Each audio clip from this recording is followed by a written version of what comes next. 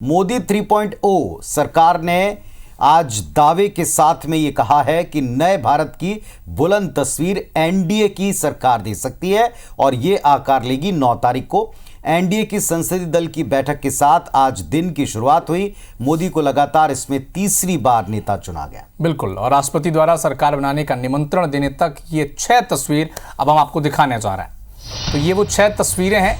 दिन भर media channels में इन तस्वीरों का बोलबाला रहा। सबसे पहली तस्वीर सुबह संसदीय दल की मीटिंग के दौरान की है, जब नरेंद्र मोदी लगातार तीसरी बार एनडीए के नेता चुने गए। जबकि दूसरी तस्वीर बैठक में राजनाथ सिंह ने मोदी के नाम का प्रस्ताव रखा और जिसका नीतीश कुमार और चंद्रबाबू नायडू ने समर्थन किया है। बिल्कुल, और अगली तस्वीर इसी एक सभा की, जहां एनडीए ने सरकार बनाने का दावा पेश कर दिया है। और साथ ही साथ चौथी तस्वीर इसका और एक एक्सटेंशन, जैसे ही ये जो मीटिंग हुई सुबह 11 बजे वाली, इसके बाद देश के कार्यकारी प्रधानमंत्री मोदी जी सीधे तौर पर गए और अपने वरिष्ठ नेताओं से मुलाकात किए। शपथ के पहले उन्होंने लाल कृष्ण आडवाणी से मुलाकात की है, आशीर्वाद लिया है। और इसके बाद ये जो अंतिम तस्वीर देख रहे हैं शाम ढलने की, जहां राष्ट्रपति भवन जाकर उन्होंने सभी का समर्थन पत्र सौंपा एनडीए के साझेदारों का और सरकार बनाने का दावा किया। सरकार बनाने का न्योता उनको राष्ट्रपति से मिल गया और दही खिलाकर अगली टर्म 3.0 के लिए, तीसरी टर्म के लिए शुभकामनाएं दी राष्ट्रपति जी ने। तो ये 6 तस्वीरें आज के दिन का अगली सरकार के आकार लेने का पूरा सार पेश करती हैं।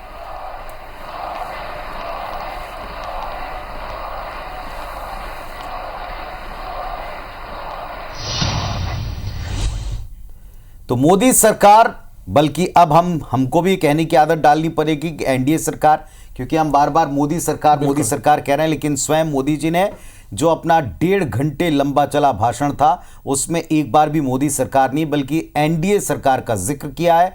तो अब अगले 5 सालों के लिए जैसे सत्ता पक्ष ने अपनी आदतों को बदला है, वैसे सभी को अब वो एनडीए सरकार याद दिलाना चाहते हैं। तो दरअसल आज एनडीए की बैठक में सबसे पहले क्या हुआ, इसका डिटेल आपको बता दें। तो आज सुबह 11 बजे एनडीए की बैठक हुई, जिसमें केंद्रीय मंत्री राजनाथ सिंह ने नरेंद्र मोदी का नाम संसदीय दल के नेता के तौर पर प्रस्तावित किया, जिसका टीडीपी नेता चंद्रबाबू नायडू, जेडीयू नेता नीतीश कुमार, एलजेपी नेता चिराग पासवान, शिवसेना नेता एकनाथ शिंदे, अपना दल की अनुप्रिया पटेल, हम पार्टी के नेता जीतन राम मांझी, एनसीपी नेता अजीत पवार, जेडीएस नेता एचडी कुमार स्वामी ने अनुमोदन किया। सब ने एक स्वर में साथ दिया, इस प्रस्ताव का समर्थन किया है।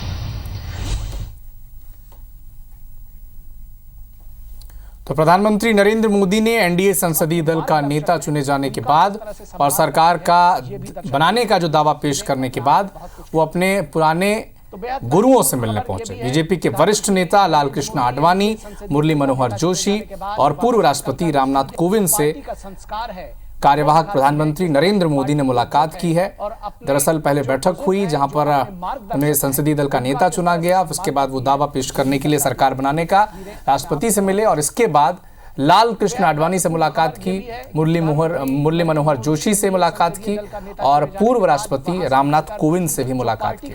बिल्कुल ठीक, और ये तीनों सियासी दिग्गज, आपने बिल्कुल सही इनके लिए शब्द इस्तेमाल किया, राजनीतिक गुरु के तौर पर लाल कृष्ण आडवाणी जी और मुरली मनोहर जोशी वो व्यक्तित्व रहे हैं जिस समय केंद्र की राजनीति में 3 लोगों का बोलबाला था, जिसमें अटल जी अब नहीं है भारत रत्न, लेकिन आडवाणी जी और साथ में मुरली मनोहर जोशी जी हैं मौजूद। तो उन दोनों का आशीर्वाद लेने पहुंचे। इसके पहले वो तारीख भी याद आई जब लाल कृष्ण आडवाणी जी को भारत रत्न का पुरस्कार या जो सम्मान प्रदान किया जा रहा था, उसके बाद मोदी जी गए थे उनसे मुलाकात करने।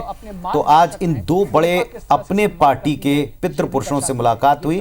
तो दूसरी तरफ वे पूर्व राष्ट्रपति रामनाथ कोविंद के निवास पर भी पहुंचे, उनसे भी उन्होंने मुलाकात करके सौजन्य भेंट करके शुभकामनाएं ली हैं। उन्होंने भी, जैसा आप देख रहे हैं तस्वीरों में, बड़े खुशनुमा माहौल में अगली टर्म के लिए बधाई दी। और जब पीएम आडवाणी से मिलने गए और वो ये तस्वीर जब सामने आई तो वो पल भी सबको याद आ गया जब पहली बार प्रधानमंत्री नरेंद्र मोदी संसदीय दल का नेता चुने गए थे और तब लाल कृष्ण आडवाणी भावुक हो गए थे और इसके बाद पीएम मोदी के भी आंसू छलक पड़े थे उस संसदीय दल की मीटिंग में।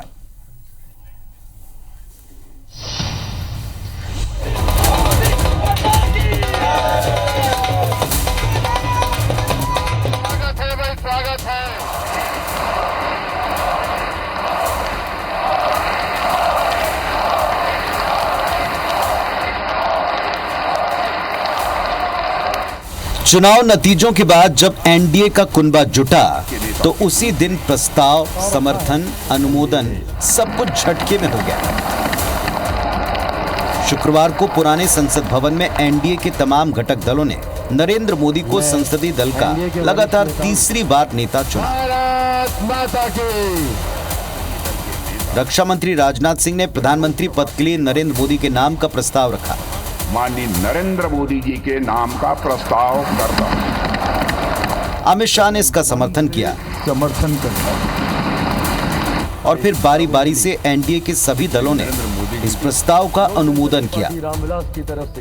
भारतीय जनता पार्टी के संसदीय दल के नेता एवं एनडीए के संसदीय दल के नेता व लोकसभा के नेता के रूप में माननीय नरेंद्र मोदी जी के नाम का प्रस्ताव करता हूं। और एनडीए के सहयोगी दलों की ओर से ये तीनों प्रस्ताव जो श्रीमान राजनाथ सिंह जी ने रखे हैं, इनका मनपूर्वक समर्थन करता हूं। आदरणीय मोदी जी को शुभकामनाएं और शुभेच्छाएं देता हूं और आदरणीय राजनाथ जी ने जो प्रस्ताव रखा है उसका अनुमोदन करता हूं।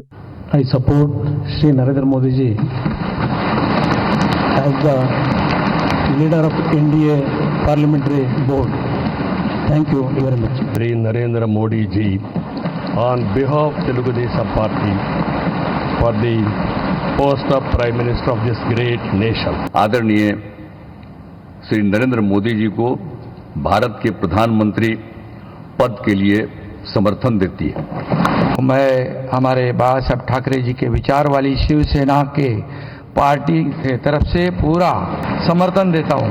एनडीए संसदीय दल के नेता पद पर श्री नरेंद्र मोदी जी के नाम का समर्थन करता हूं। मैं चिराग पासवान, मेरी पार्टी लोक जनशक्ति पार्टी रामविलास की तरफ से एनडीए संसदीय दल के नेता पद पर श्री नरेंद्र मोदी जी के नाम का समर्थन करता हूं। एनडीए संसदीय दल के नेता पद पर श्री नरेंद्र मोदी जी को नाम का समर्थन करता हूं।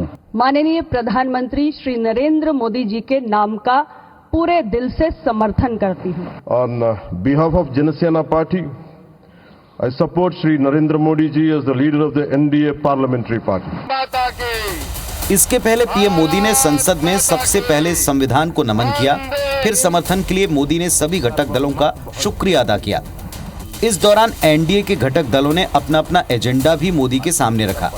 खास तौर पर नीतीश कुमार ने अपने अंदाज में बिहार के लिए स्पेशल डिमांड की। जो भी हर राज्य का है, अब बिहार, आज देश बहुत आगे बढ़ेगा।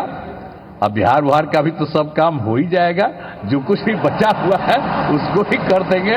इधर उधर कोई करना चाहता उसको कोई लाभ नहीं है। सभी घटक दलों का समर्थन पाकर मोदी मंच पर पहुंचे तो उन्होंने करीब 1.5 घंटे तक गठबंधन सरकार की अहमियत बताई। लेकिन गौर करने वाली बात ये रही कि इस दौरान मोदी ने बीजेपी का एक बार भी नाम नहीं लिया। अपने संबोधन में पीएम मोदी ने एनडीए के घटक दलों की तारीफ में जमकर कसीदे पड़े। और ये जो यहाँ दिखता है ना पवन, ये पवन नहीं, आंधी है। एनडीए कुनबे की तारीफ के साथ नरेंद्र मोदी ने यह भी जता दिया कि चुनाव में मिली कामयाबी के पीछे सबसे बड़ी ताकत गठबंधन है। गठबंधन एकता का भविष्य, वर्तमान और भूत की गाथा का जिक्र करते हुए पीएम ने एनडीए की नई परिभाषा भी गढ़ दी। एनडीए कहते ही गुड गवर्नेंस ये अपने आप पर्यायवाची बन जाता है। इसके बाद बारी आई कांग्रेस और इंडिया गठबंधन की। संसदीय दल की बैठक में नरेंद्र मोदी ने ईवीएम के बहाने दोनों पर जमकर तीर छोड़े। तो मैंने किसी को पूछा, यार ये तो ठीक है आंकड़े वांकड़े, तो मुझे ये बताओ कि ईवीएम जिंदा है कि मर गया। लगातार ईवीएम को गाली देना। और मुझे तो लगता था कि शायद इस बार वो ईवीएम की अर्थी का जुलूस निकालेंगे। 10 साल बाद भी कांग्रेस 100 के आंकड़े को नहीं छू पाई। कांग्रेस के 3 चुनाव जोड़ूं तो इन 3 चुनाव में जितनी सीटें मिली है उससे ज्यादा हमें इस चुनाव में मिली है। आपने जनता जनार्दन की आंखों में कैसा उनको भ्रमित किया, कैसी आंख में धूल झोंक दी कि वो बेचारा सामान्य नागरिक मान के चलता था, हाँ भाई 4 जून के बाद रुपया मिल जाएगा, इसलिए वो जाके खड़ा रह गया। ये अपने आप में देश के गरीबों का अपमान है। तीसरी बार प्रधानमंत्री पद की शपथ लेने वाले मोदी आजाद भारत में नया रिकॉर्ड बनाने जा रहे हैं, जो आज तक कोई भी गैर कांग्रेसी अब तक कर नहीं पाया है। मोदी ने अपने अगले कार्यकाल का रोड मैप भी सबके सामने रख दिया। साथियों, एनडीए का ये कार्यकाल बड़े फैसलों का है, तेज विकास का है, और अब हम समय गंवाना नहीं चाहते कि हम 5 नंबर की इकोनॉमी से 3 नंबर की इकोनॉमी पर पहुंच रहे हैं।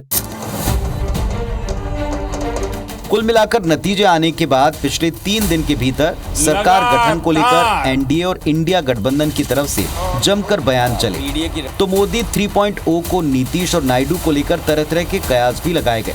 हालांकि नरेंद्र मोदी ने आज सभी सवालों के जवाब देते हुए कहा कि एनडीए का जोड़ 2029 तक टूटेगा नहीं, पर यह भी सच है कि मोदी सरकार के पिछले 2 कार्यकाल में गठबंधन वाला बंधन नहीं था।